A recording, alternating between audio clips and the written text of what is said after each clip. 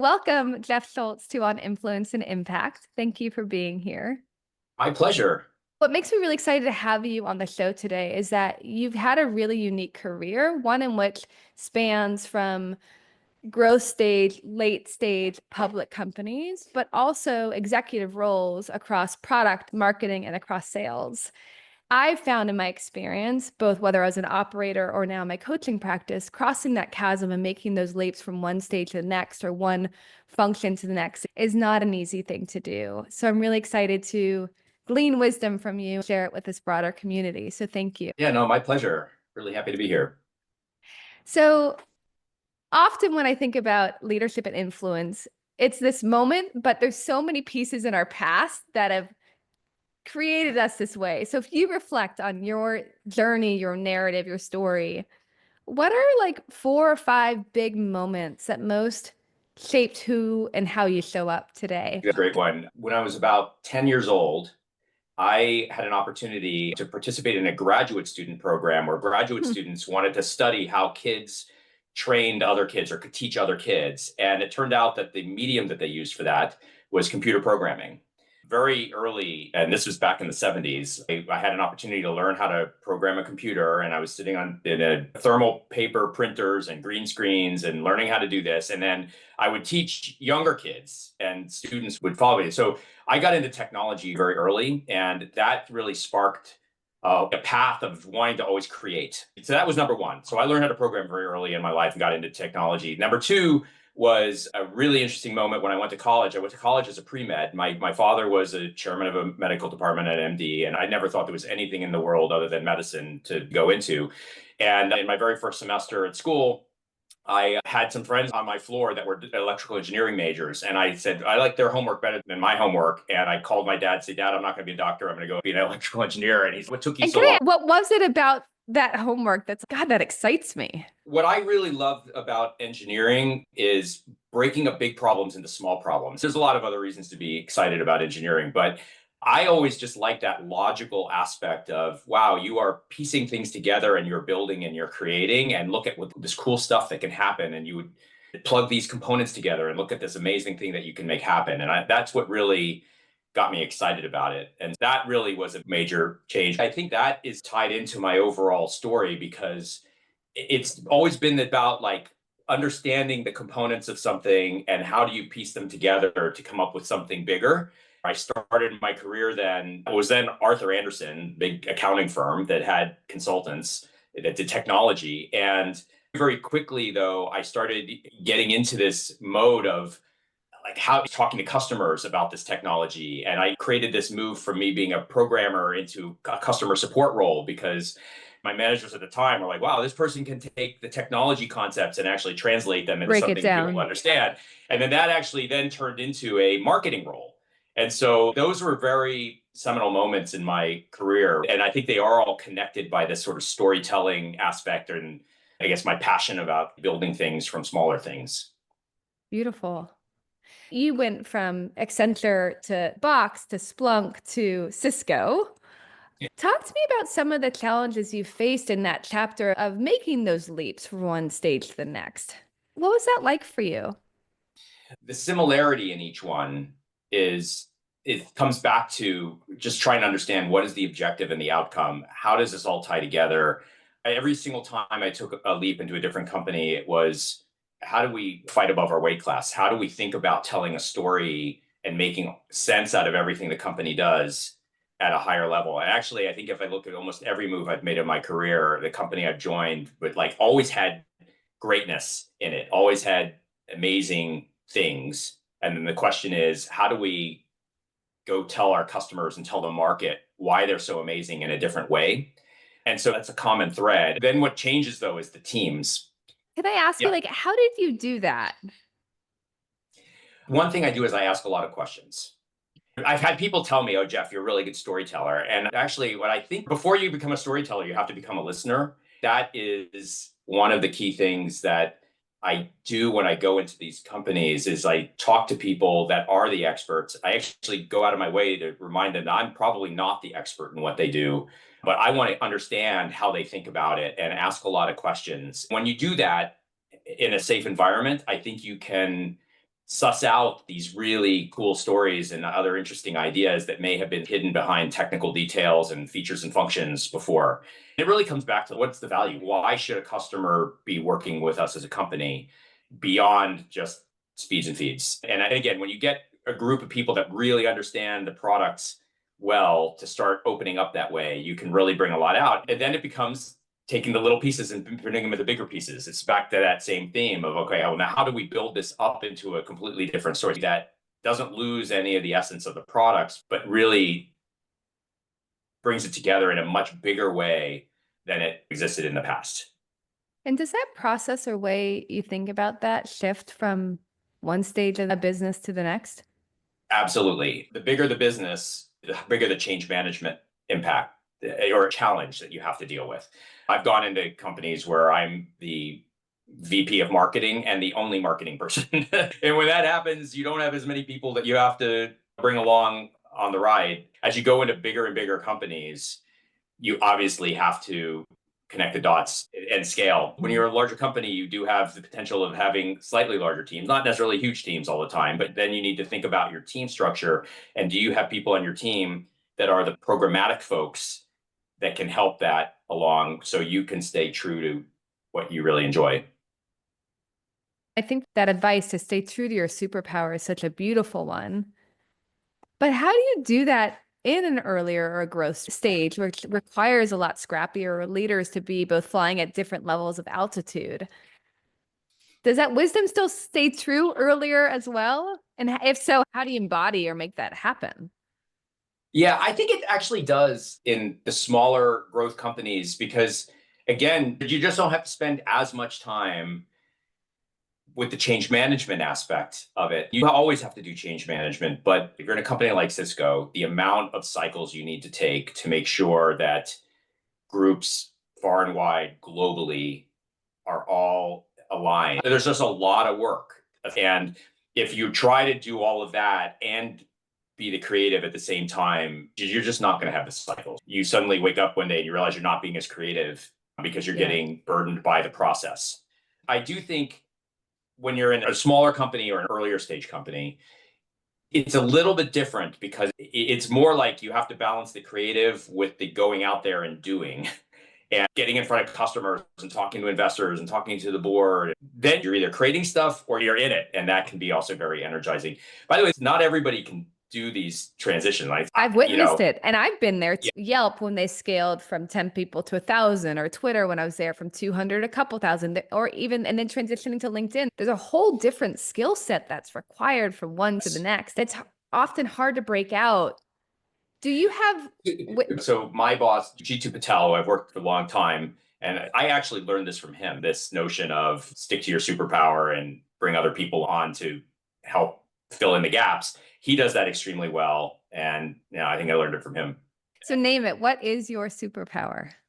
It is storytelling. It's listening and storytelling. I think those have to go hand in hand. And by the way, superpower doesn't mean you're the best at the world in it. It's the thing that gives you energy. When you're doing it, you are most energized and most happy as opposed to the other thing. When I'm in a room with a lot of people, and sometimes there's a lot of diverse ideas throwing around and maybe even some arguments, I get a lot of energy from listening and then trying to come in and say, what I'm hearing is this.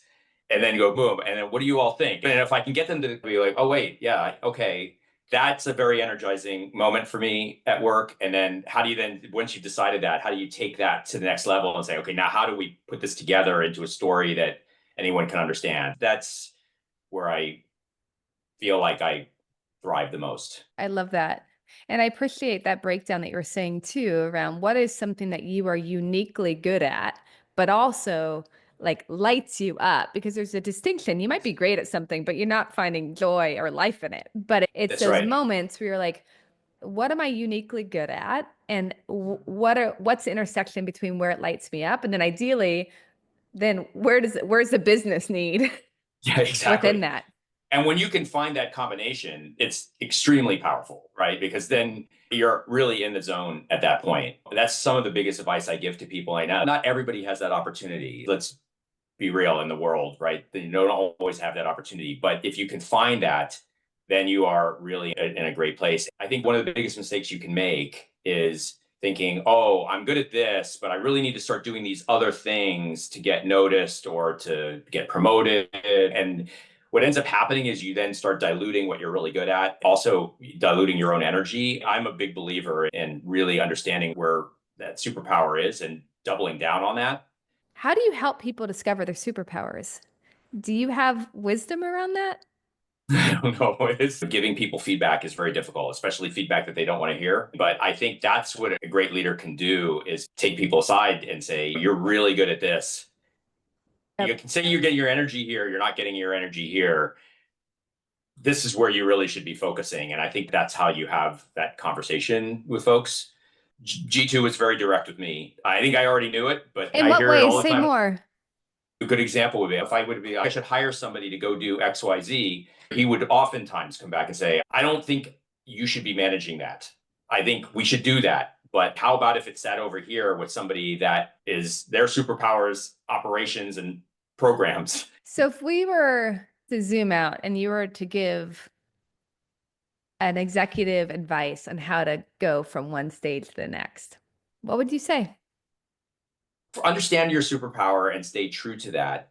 And think about how you can apply that to the next job or the next company, as opposed to thinking about what are the gaps I need to fill and go do that. You have to be open to learn and you have to be open to think about different ways of doing things as you move to those different size companies. But I would personally suggest, again, staying true to your superpower.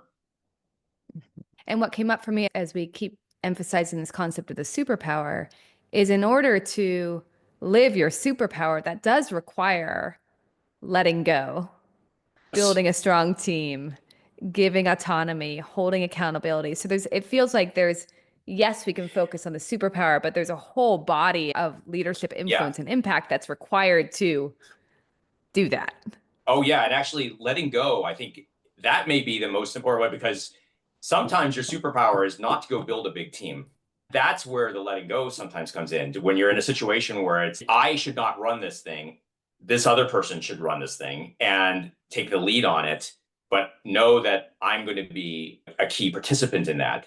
That's actually a very, if you think about it, most people want control. Of And course. that is actually, I think, one of the biggest tricks that you have to get used to is you can actually be very successful giving up control to somebody else. As long as it's being done and as long as you're a part of it, you don't have to control everything. Because again, the more you bring people on the team, the next thing you know, you're back into the stuff that you don't like to do. Did you I think struggle with that's it?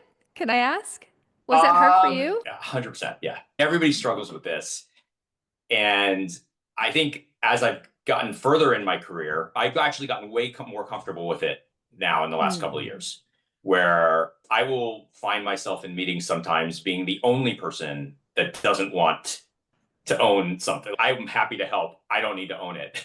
Everybody else might be fighting to own it, and I don't want to own it. But even then, I think that's also where leadership is important. Even if you've been doing it for a long time, the reality is it's not always easy. It requires a lot of trust. Say more. So you give something up, you have to trust that not only is this other person going to run it well, but also include you and that they're not going to go run off and own it. And so this is another big area where in a large organization, learning to trust your peers and doing the things necessary to create a relationship with them and all, it goes a long way in helping you then give things up. Yes. And that theme in every one of these on influence and impact conversations, the piece of trust is there, but also the piece of slowing down and really ensuring that we're investing in the core relationships. Because that's such a key piece of being able to let go, to release the hold on things and to assume and trust and partner together in a way that will drive it forward regardless of who owns what. Yep, exactly. You've also leapt, as we've alluded to, product to marketing to sales and back and around. That's quite unique too, I believe. Or what's your perspective on that? The thing is, what is the common thread? For me, it's not just the storytelling aspect, but also I've always gotten a lot of energy from being able to translate very technical things into simple things to understand. And at the end of the day, that is the common thread between every career move I've made, because I started in engineering, went to customer support. Why did I go to customer support? Because I needed to bridge the gap. The company needed people to bridge the gap between what customers were doing and getting frustrated with. I stayed in marketing the majority of my career, and that's because at the same time, this was in the 90s, marketing was becoming more technical with marketing analytic. It wasn't all about advertising and brand, but now it became a very technical vocation itself. And so that also lent into my passion for technology. Marketing is a very large world, right? It is brand, it is events, it is demand generation, it is pipeline growth, it is messaging, all of these different types of things. At the end of the day, what I really enjoy about marketing is the message. I'm hearing similar themes of knowing your superpower, knowing what your skill sets are, and following them. But I also hear this, especially for you, this gift and being passionate about the technical side of things and how that has seemed to carry you from one function to the next. If you had to give someone a piece of advice on how or when to make these leaps from one function to the next, is there any general advice that you feel would be really helpful? Leaps are great, but you got to make sure that you've made an impact in your current role before you make a leap. So I think you don't want to be in a situation where you're jumping around too much. Future people that are going to hire you or bring you into these roles are going to want to know, okay, great, these are your skills, but what have you done with those skills? Make sure you're making an impact where you're at. You can get into this world where you're always like looking for the next big job and the next big title. And if you chase that too much, you might find yourself with a very big title and a very small company not making as big of an impact on the world. And if you do that too long, it will actually be hard for you to make the transition because you will get labeled a small company person. But if you want to eventually have the platform that usually comes with being in a larger company, you want to make sure you get that experience earlier than later. You can always go back to the small company, but if you stay in smaller companies for too long, it's going to be hard. I couldn't agree more. Even though we don't always know where our careers or stages or lives will take us, but try to get a little bit clear in terms of what you're hoping for, what your superpower is, and ultimately what stage in life you want to have within a company so that you can start working your way to that sooner than later. I really appreciate the wisdom that you shared, in particular around finding your superpower is brilliant. The advice around getting clear on where you want to go and taking the necessary steps to get there, and just your passion for all the work that you do. I really appreciate it. So thank you so much for being here. My pleasure. It was great. It was great to be here. We will chat soon, my friend. Thank you again. Okay. Thank you. Bye.